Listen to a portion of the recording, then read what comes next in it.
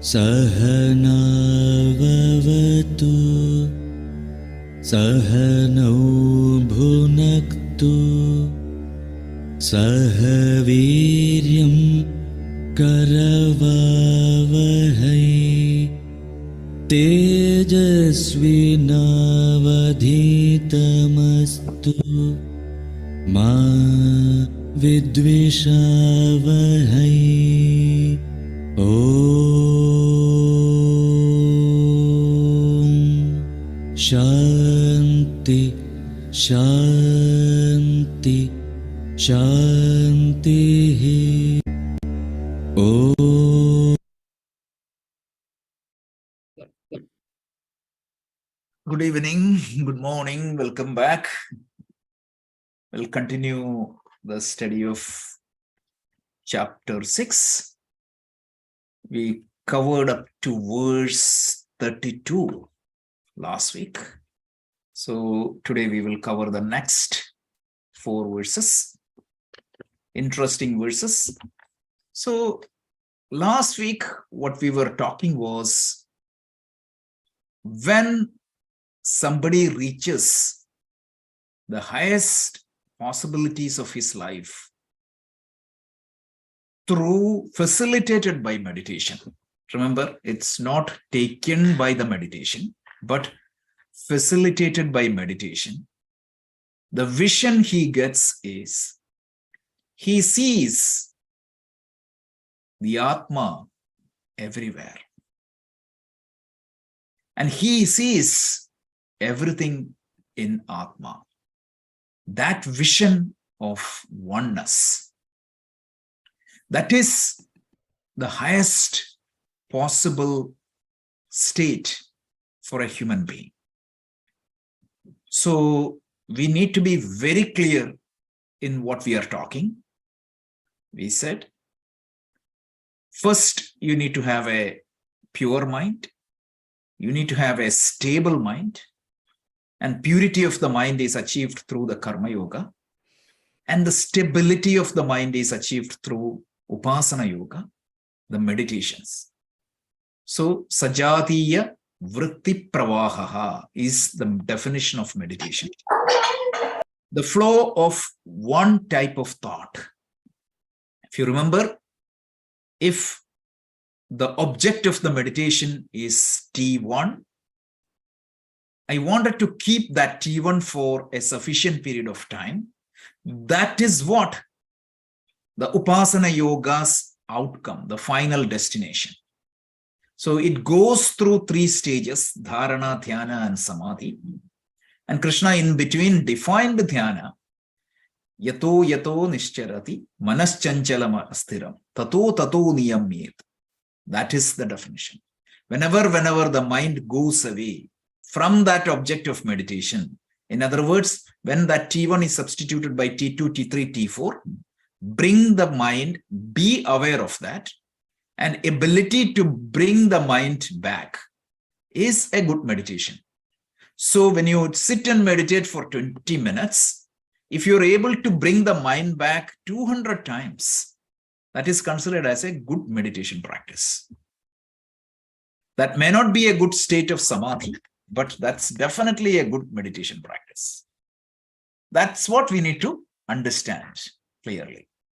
So once we have that control, means you would have studied the Vedanta through Shravana and Manana. You would have got the knowledge through Shravana and Manana. But the problem is, you may have the Jnanam, but you may not have the Jnana Nishta.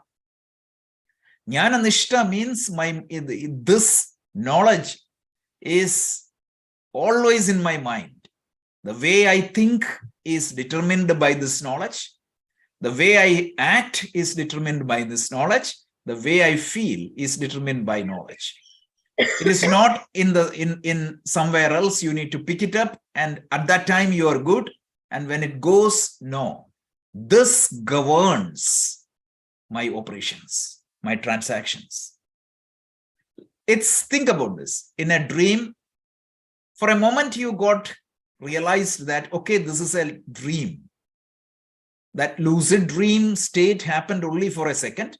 And the remainder of the dream, I continue to be in the dream. What is the problem? Even though I got an experience, but the problems becomes a problem, big problem. So like that, I wanted to be in that jnana nishta.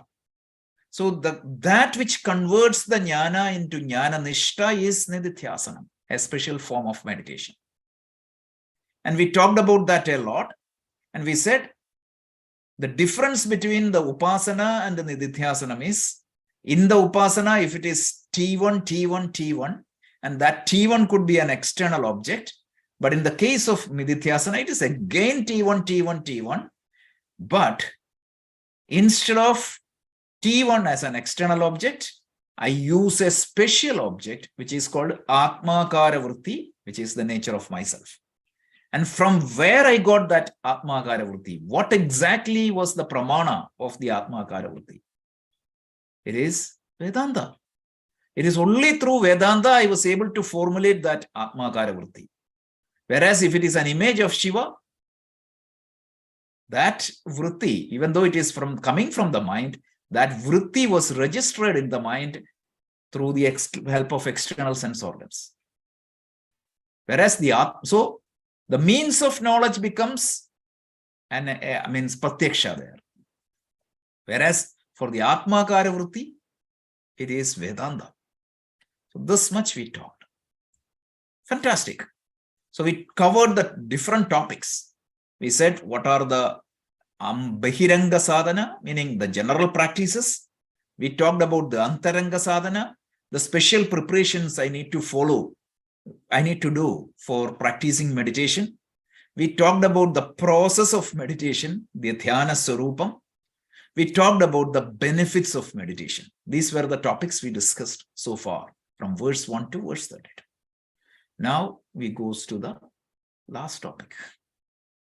What are all the obstacles and remedies? So that's what we are going to see. So let's go to the first topic, which is verse 33. So Anu, can you chant? Yes. Arjuna uvacha yoyam yogastvaya proktaha samyena madhusudana etasyaham na pashyami chanchalatvat sthitim sthiram. Okay. You're okay? Your voice sounds a little bit different. Yeah, cold cough. I'm fine. Thank you. Okay.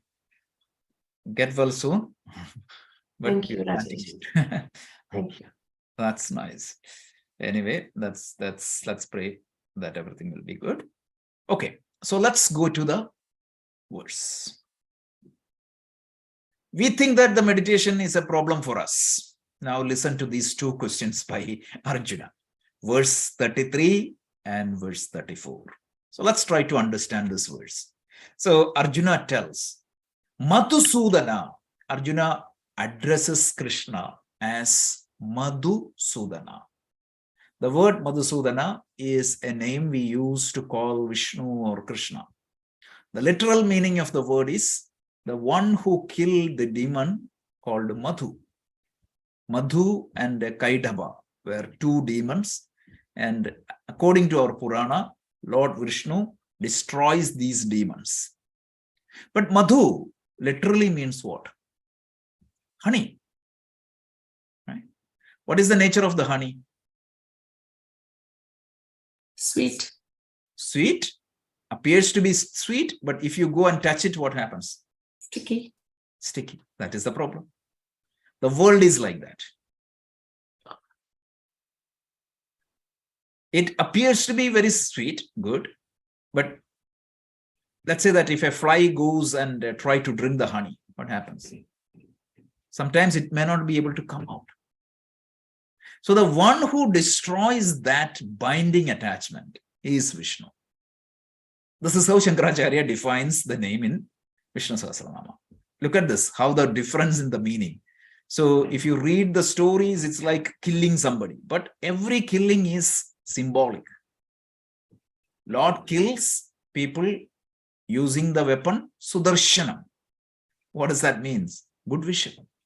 So by providing good vision, he will kill Madhu, the binding attachment. So Arjuna, specifically this Mahabharata, the Vyasa uses all context-sensitive names.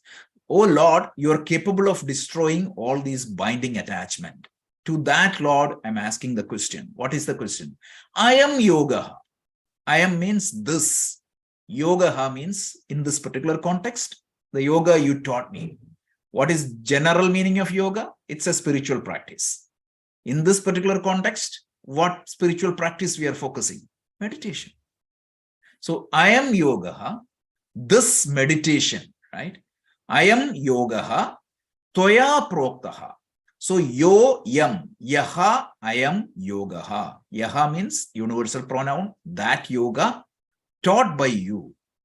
Toya prokta, by you taught, or you described, or you elaborated, you expounded. So the yoga you taught me, which is nothing but meditation. Swamyena, samyena. Samyena means that which helps to see stability and the vision of oneness everywhere. The yoga you taught me helps me to stabilize and see that vision of oneness everywhere. Etahyaham na pashyami. I cannot see it. I am not seeing stability in my mind. You know what else? Na pashyami. I don't see it. So don't literally take it, right? So in even modern English, you say, right, I don't see what you are talking. Will you be able to see somebody, what exactly somebody is talking? It's all figurative. So when Arjuna tells, I don't see what you taught, he said, I am not experiencing what you are taught. You said this practice of meditation is going to create samyaha, that state in the mind. The mind will be stable because that is the whole purpose of meditation. But I am not experiencing it. Why? Chanchalatva. The mind is unstable. It is fickle for me. Sthitim stiram. It never stays stable. My state, sthiti means state. Stiram means permanently. My mind never stays in an object permanently. I want to keep T1, T1, T1. You taught like that. But what happens?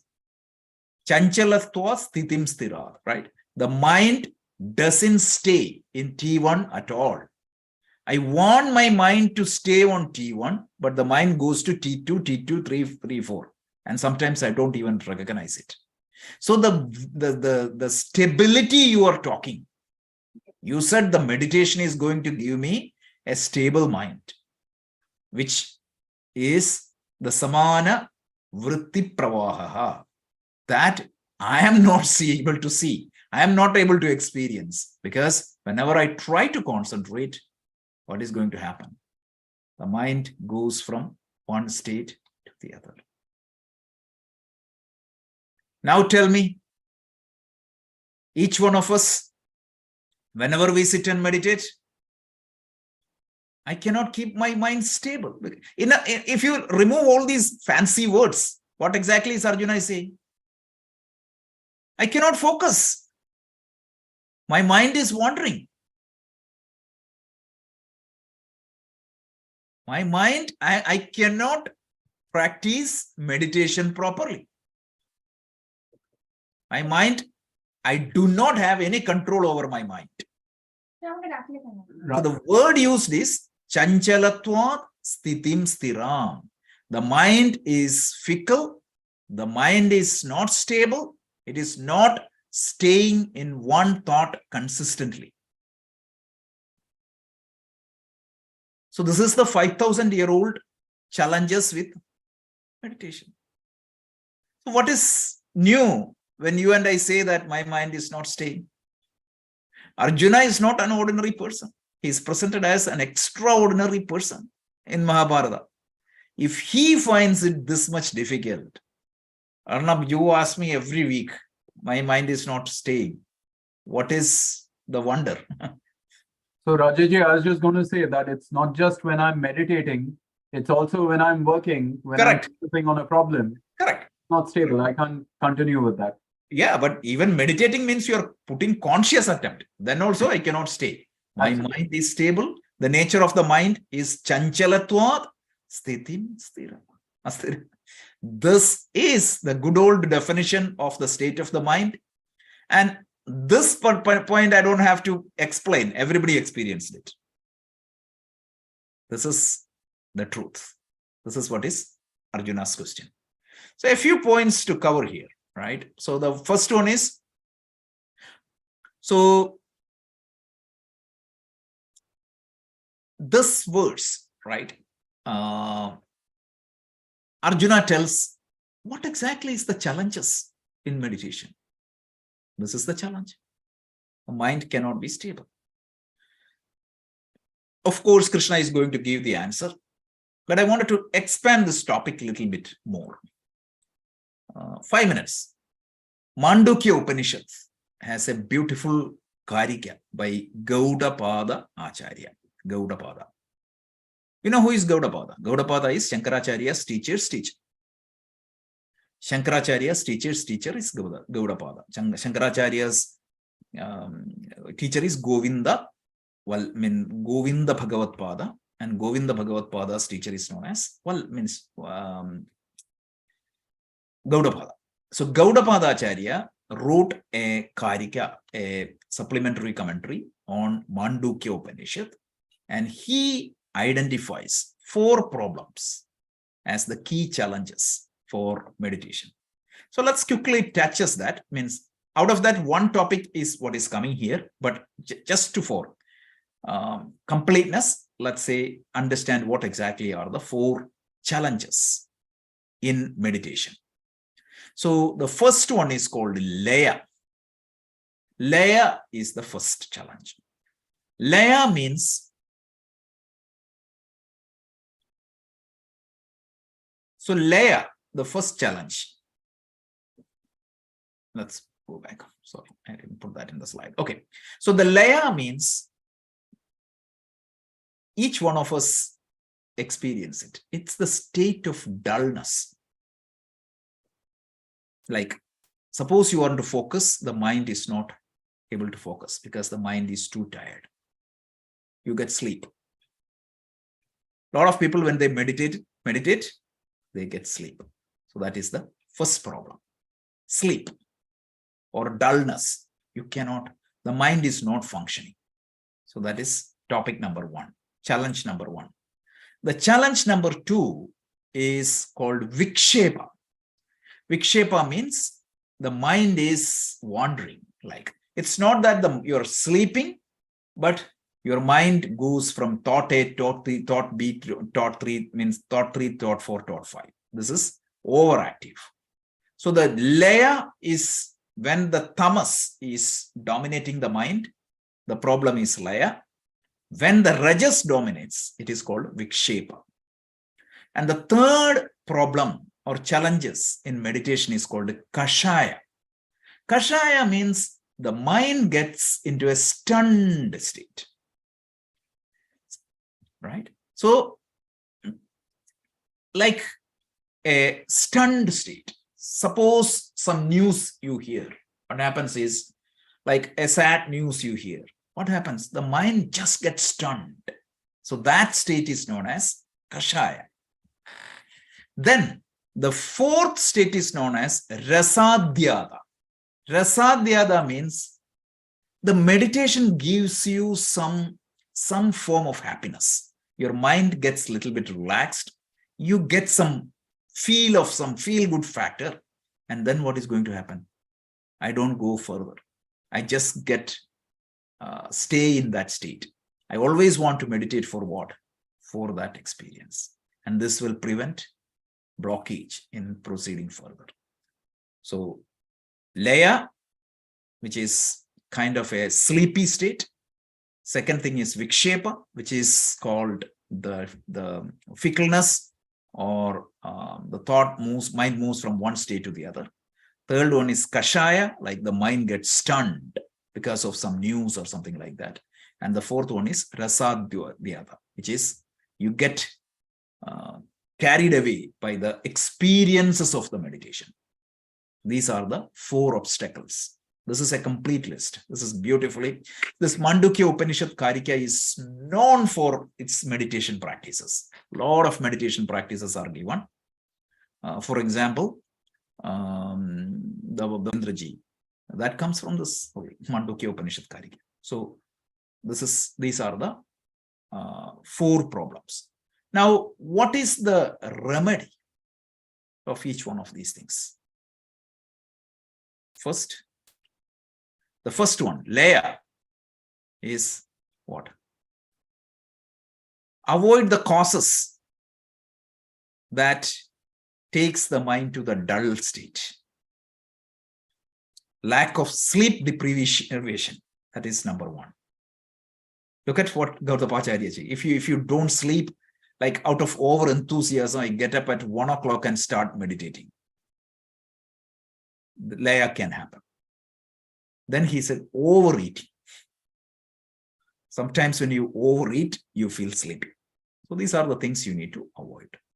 Vikshepa, the solution is abhyasa and vairagya, which Krishna is going to talk in the next verse. So we will talk about that particular part at that point in time. Kashaya is like certain emotions can make you stunned.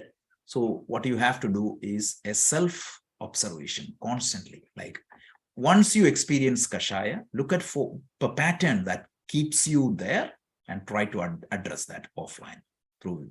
And finally, rasadhyata, it is through the viveka. You need to understand what is your ultimate goal. Am I meditating for a simple experience, or am I wanted to progress further? It is through viveka. This is the solution given by Gaudapada Acharya. This is a little bit of side topic, but relevant topic. That is why we just covered. Okay. So that's what this verse is. Now let's go to the next verse. So let's continue now. Chanchalam himanah Krishna pramathi balavadridham tasyaham nigraham manye vayoriva sudushkaram. Outstanding verse, which captures the problems of the human mind. 4 problems of the human mind is captured in this verse. So let's try to see one by one. So Krishna tells, Chanchalam hi manaha Krishna pramadhi balavat dridham tasyaham nigraham manye vayur iva sudushkaram. So Arjuna tells, he means in fact, he Krishna, O Krishna, mana chanchalam astiram. Mana chanchalam astiram. So chanchalam means fickle or agitated. And then balavat, it is strong. And dridham means well-rooted. Pramadhi means like very strong or churned. So these are the 4 problems of the mind. It is chanchalam, it is strong, it is well-rooted, and it is churning. This is the nature of the mind. And therefore, he tells, aham manye. Therefore, aham means I.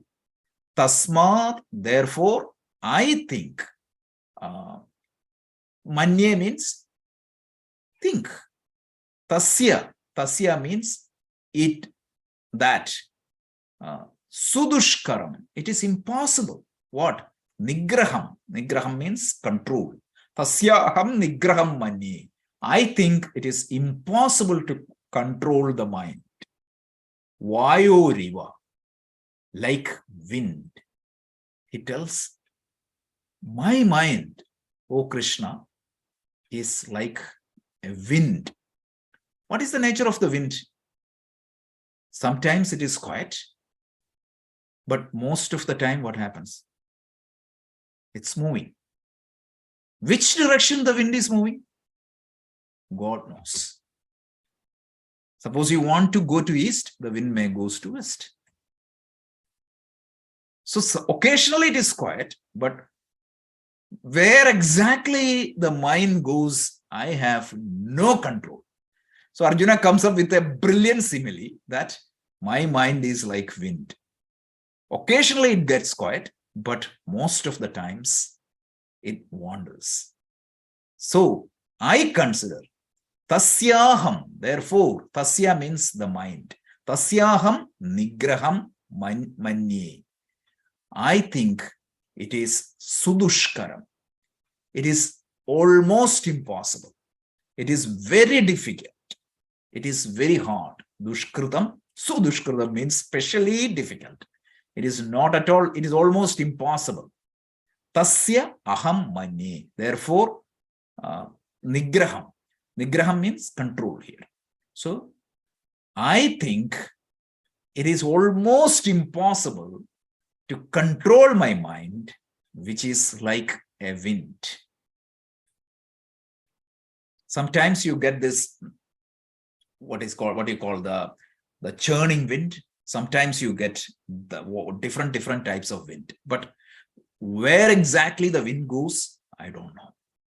So my mind is like that. What are all the characteristics of the mind? Chanchalam, restless, agitated, fickle, restless. And then chanchalam hi mana Krishna, pramadhi.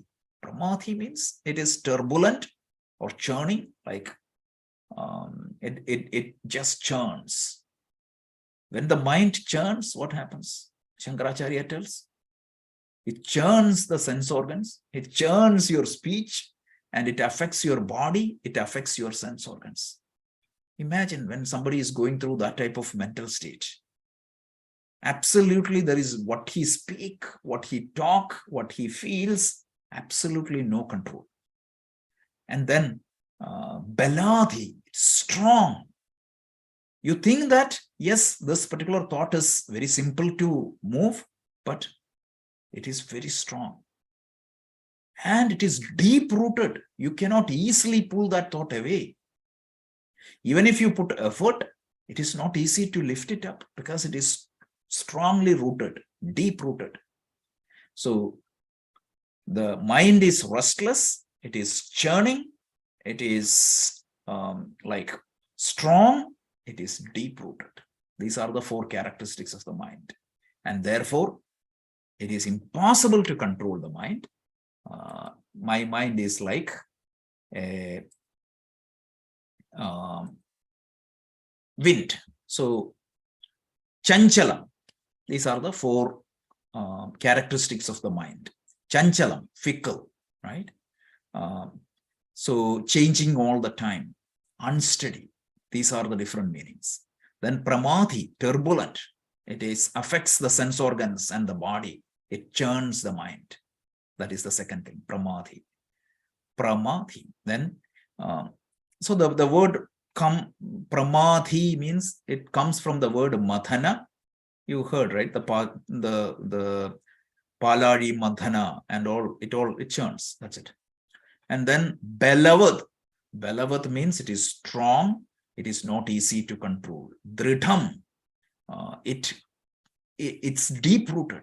If the mind gets connected with something, it might be just playing cards, but it is not. It's deep-rooted. It gets deep into the objects of the attachment. It is very hard for you to pull it out.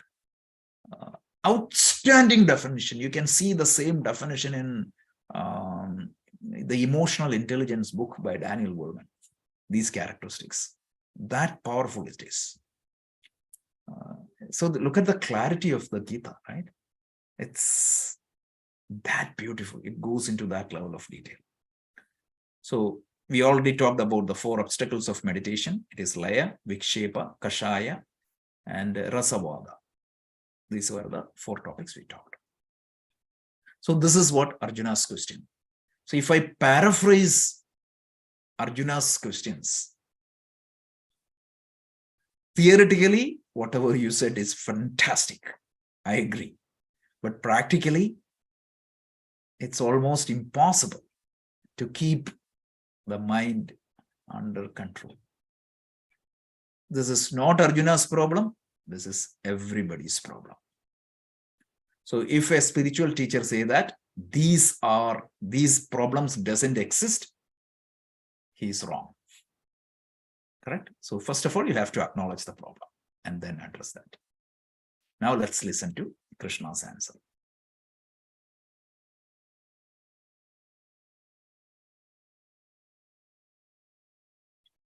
Shri Bhagavanuvacha Asamshayam Mahabaho Mano Durnigraham Chalam Abhyasena tu Kaunteya Vairagyena cha Gruhyate. Beautiful verse. You could see Krishna paraphrasing Yoga Sutra. Yoga Sutra, exact Yoga Sutra, literally same. So he tells, Asamshayam Mahabahu. Mahabahu. See, there is I don't know, nobody has evaluated the jokes of the Bhagavad Gita. But you can see, right? Earlier, Krishna was addressed as Madhusudana. Your teaching is supposed to remove all the binding attachment, but it's impossible for me to get away from, meaning get control over my mind. And then when Krishna was addressed as Madhusudana, Krishna addressed Arjuna back as mighty armed. Oh, mighty armed soldier. Mighty armed means you can conquer everything in the world. But look at the irony. You could conquer the entire world, but you find it difficult to conquer yourself, because that is exactly what you yourself said in the previous verse. 2 days back, it was the birthday of Guru Nanak Dev. He uttered the famous verse, Man Jita, Jag Jita. The one who conquers the mind conquers the world. The other person, you may conquer the entire world, but if you don't conquer your mind, it's useless. We want freedom from the entire world. We want freedom from our spouse, freedom from our boss, freedom from the external situation. But are we free from our mind? In the famous address by Swami Chinmayananda in United Nations, this is the point he was addressing. He said, UN ensures the freedom in the external world. But to enjoy that external freedom, you have the internal freedom. Without that internal freedom, the external freedom won't add a lot of value. So by using the word Mahabahu, Krishna subtly telling that you may conquer the entire universe, but if you cannot conquer yourself, that's not the real warrior. That is not the real Mahabahu. Again, one famous master, he commented upon this. That's what I was just telling, like the jokes of the Bhagavad Gita, subtle jokes of the Bhagavad Gita. These are the subtle jokes. So, Asamshayam Mahabahu, Mano Durnigraham. So he tells, it's very hard to control the mind. What Krishna said, he said, no, it's only your problem. Everybody can control the mind. If you chant my name, you can control the mind. Not at all. He just openly acknowledged the fact. It's very hard to control. But the difference is, what is the difference between Arjuna's statement and Krishna's statement? Arjuna in the previous state said it's almost impossible to control the mind. Krishna said it is hard to control. And then in the last verse, he tells it can, but it can be controlled by following some practices. What are that practices? Abhyasena tu kaunteya, vairagyena cha grihyate.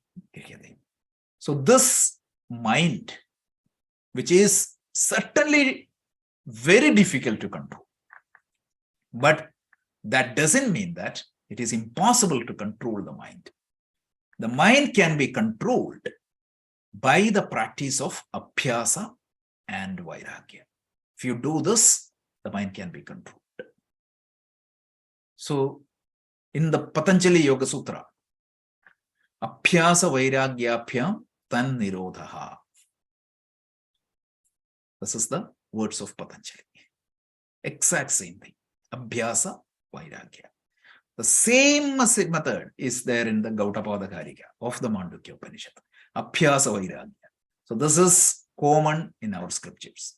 So now let's try to quickly understand what is abhyasa and vairagya. So we will go a little bit further. So first thing is, what is abhyasa? Abhyasa means what? Practice. What is practice? Repeating yourself. That is one thing. And second thing is upasana. Upasana. Upasana means what? All the meditative practice laid out by the masters. So the first meaning of the abhyasa is upasana. Upasana means relaxation meditation, concentration meditation, expansion meditation, value meditation. Everything is upasana. But that's not alone, right? So Shankaracharya, means anytime you have to go back to Shankaracharya for clarity. The way he defines is, along with upasana, what exactly is the upasana? How should you practice upasana if that is abhyasa? It means samana pratyaya avrittihi. Samana pratyaya avrittihi. Remember this verse. This is so beautiful what Shankaracharya is. Samana pratyaya avrittihi. Translating into the modern language, take T1 as the object of meditation. Samana pratyaya. What happens? Repetition of the same thought. Try to repeat the same thought for a period of time. That is samana pratyaya. So if it is Lord Shiva image, what would be the samana pratyaya? Shiva, Shiva, Shiva, Shiva. When Shiva moves away and food comes in, bring Shiva back. When you practice this, more you practice, your mental muscles will be strong and you will be able to gain control.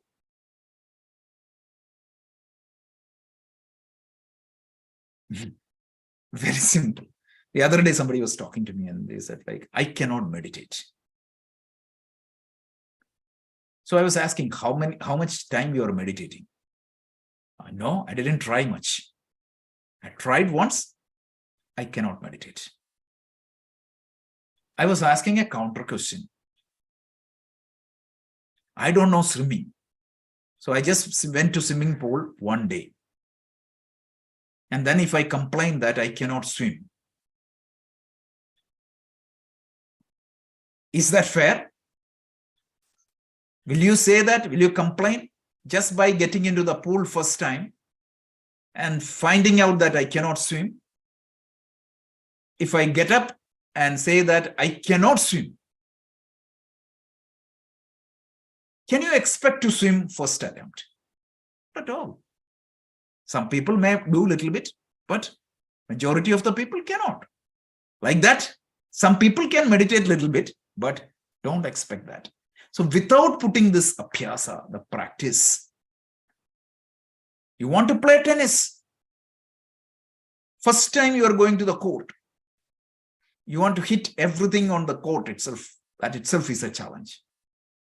You want to ride bicycle. First attempt. Can you expect to ride? Not at all. This is a learned skill.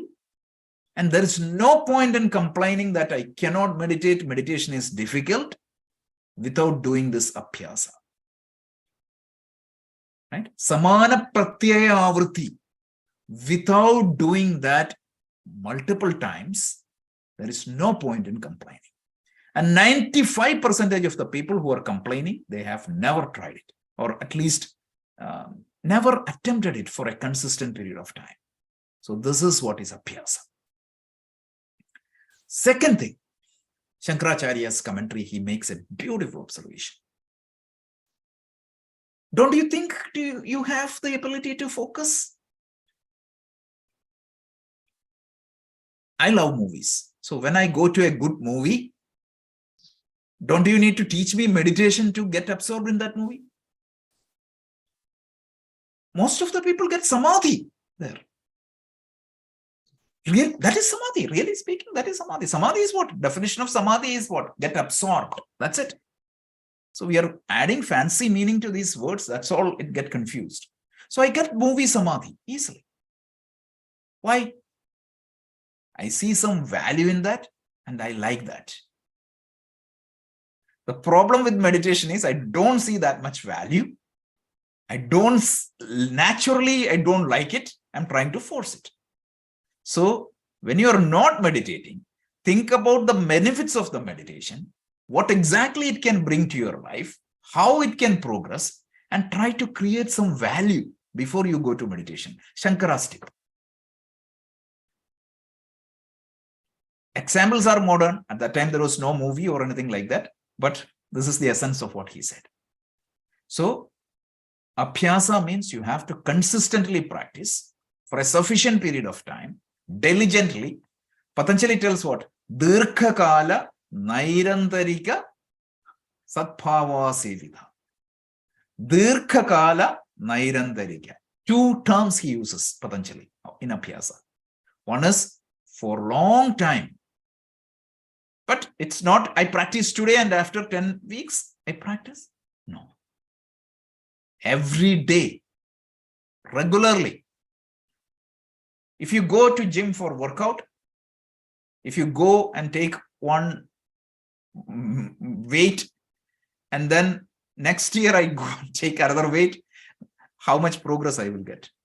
So that's exactly the same thing. Dirghakala nairandarikya satkara sevita. This is abhyasa. Vairagya. Vairagya means what? Raga is what? Binding attachment. Vita raga. You are going beyond that. You are getting freedom from that binding attachment. Usually, one of the greatest obstacles for meditation is this binding attachment to something else. So I need to contemplate. I need to think through that. That is the Pratipaksha Bhavana we were talking in the Yoga Sutra right now. So I think about what is the advantage of meditation and what is the disadvantage in carrying away on the other thing. So that is going to create a sufficient mental condition which is going to help me to practice. And if I follow this abhyasa and vairagya, definitely I will progress in meditation. So these are the abhyasa and vairagya. So this vairagya has 4 types of vairagya, 4 stages of vairagya. This is means based on the Sankhya school. But Krishna uses that little bit here and there. So the vairagya means raga abhava. That is vairagya. Vita raga, meaning you go beyond the raga, binding attachment. And this vairagya you develop in 4 stages. The first one is called yatamana. Yatamana means I at least realized that this binding attachment is a problem. But I am trying to put some efforts, but I'm not successful. So that beginning stage of the Vairagya is known as Yatamana. And the second one is called Vyatireka. Vyatireka means what happened. I am able to keep away from the objects of my attachment, but what happened? Some of them I am able to keep away, but some I do not. Earlier I had hundreds of attachment, but I was able to control a lot. So that is the second stage. Yatamana Vyatireka. Ekendriya. Ekendriya means I am able to get away from the objects, but the longing is still there in my mind. I stop drinking, but I wish I could have it. That type of stage is called the third Ekendriya. And the last one, which is the final one, which is called Vashikara. That means I get out of everything. And this Vashikara Vairagyam, remember this is called in Yoga Sutra. That's why I'm just giving. We studied this in the Yoga Sutra. Vashikara Vairagyam comes only with Purushakyadi, only with the self-realization. Ultimate Vairagya. But these are just additional details. We don't need to worry about that a lot. So this is the Abhyasa and Vairagya. So let's go to the last verse.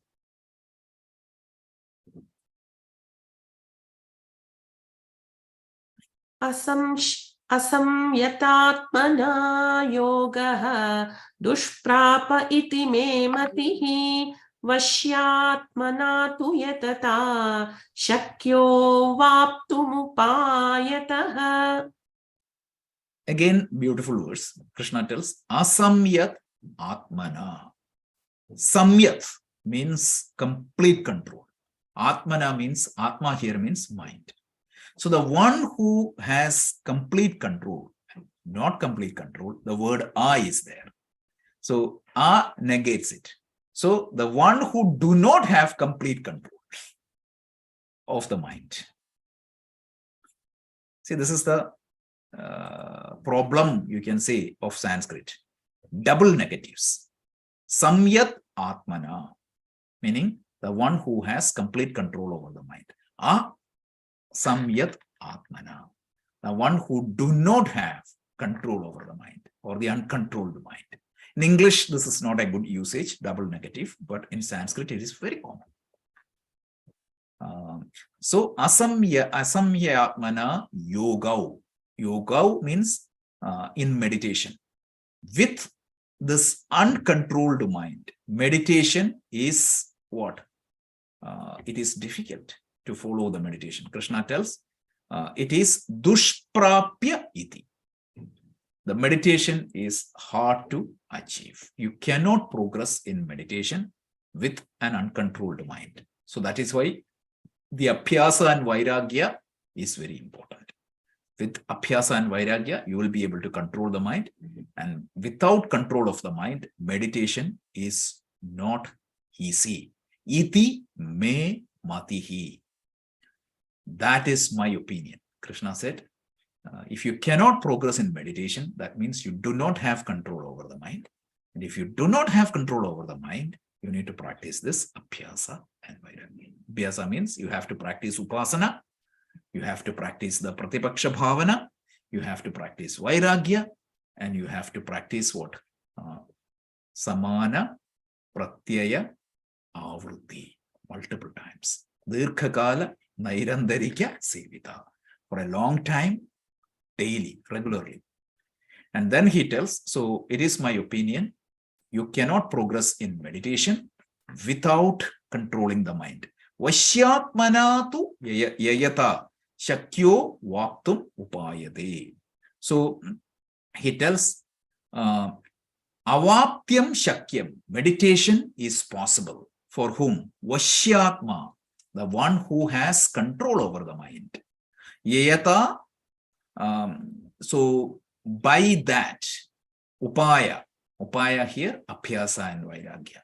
So the one shakyo vaptum upayate, the one who practices those upaya means means or tools. So the one who uses these methodologies, abhyasa and vairagya, he will be able to control the mind, and he will be, for him, the meditation becomes possible. If we paraphrase it, if you do not have control over the mind, you cannot progress in meditation. Forget about samadhi and everything. It's impossible. But if you have control over the mind, using these upayas or methodologies I explained, abhyasa and vairagya, you can progress. You can progress. In other words, meditation is difficult, but not impossible. So these are the 4 verses we studied. So a quick recap. Arjuna asked the question. The teaching looks fantastic, but practically not possible.